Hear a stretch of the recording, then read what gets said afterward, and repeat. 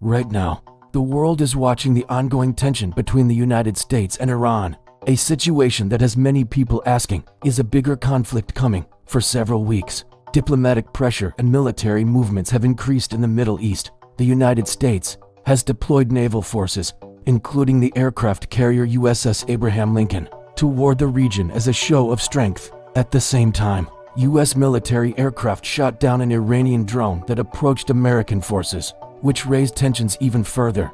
Despite these military developments, leaders in both Washington and Tehran have not entered full-scale war. Instead, there have been indirect efforts at negotiating about Iran's nuclear program, specifically in Oman, where mediators from Oman hosted talks to continue discussions between the two countries. As a result, the situation is complex, military readiness is high, diplomacy is ongoing, and regional allies are urging restraint. Understanding how these parts fit together is important for anyone trying to make sense of what comes next. The root of the current tension includes multiple factors that have built up over time.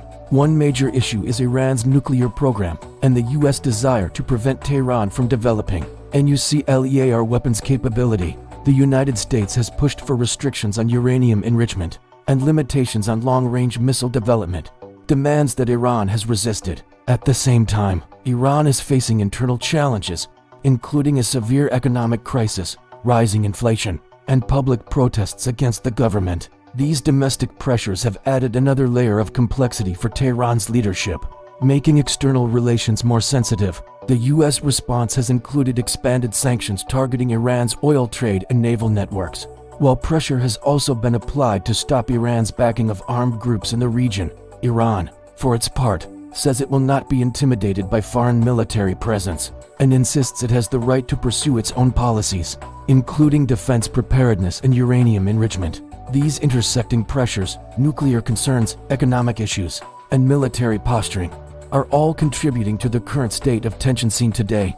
While tensions remain high, the good news is that diplomacy has not completely stopped. Recently, Iran and the United States held indirect talks in Oman to address the nuclear dispute. According to officials, these discussions were described as a good start, and both sides have agreed to continue negotiations. These negotiations are not easy. Iran insists on negotiating only about nuclear issues and protecting its sovereign rights, while the United States wants a broader agenda, including missiles and regional security. At the same time, several regional partners, including Saudi Arabia, Qatar, and Oman, have urged the United States to avoid military action, warning that an attack could destabilize the entire Middle East.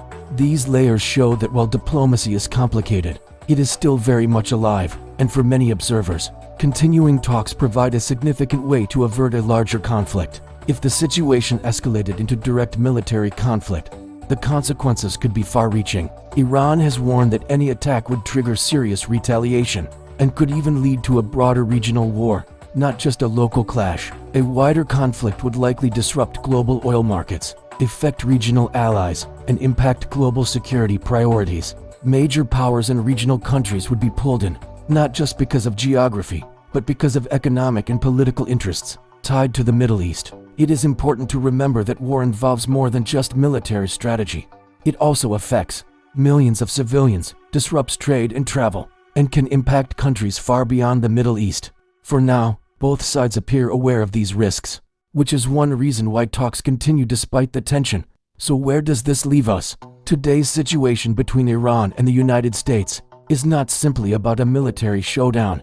It is a mix of diplomacy, military preparedness, economic pressure, and regional strategy. While war cannot be ruled out entirely, current developments show that both sides are still engaging, even cautiously, in negotiations to prevent conflict. The region remains on high alert, but the existence of dialogue and the involvement of regional partners urging restraint offer a glimpse of hope that escalation can be avoided. At its core, this is a story about how nations with deep disagreements try to balance power, negotiation, and security, all while the world watches closely. If you found this explanation helpful, like this video and subscribe for balanced updates on global events.